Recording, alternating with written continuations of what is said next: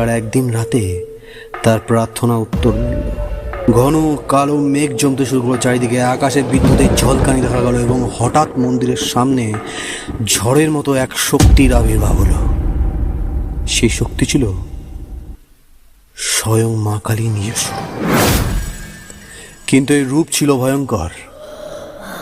ছিল গ্রামীণ কালী, কৃষ্ণবর্ণ দশভুজা দেবী, যিনি হাতে তলোয়ার, খড়গ আর ত্রিশূল ধারণ করে আছেন। তার জিভ ছিল রক্তাক্ত, মুখে ছিল হিংস্রতা, চোখ ছিল অগ্নিদগ্ধ। তিনি এসেছিলেন গ্রামের সমস্ত প্রেতাত্মা আর দুষ্ট সত্তার হাত থেকে রক্ষা করতে।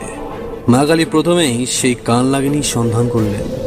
গ্রামের কেন্দ্রে কানলাগিনী তার অশুভ আত্মাদের নিয়ে একটি ভয়ঙ্কর যজ্ঞ করছিল, যেখানে সে গ্রামের আরও অনেক প্রাণশক্তি শুষে নিতে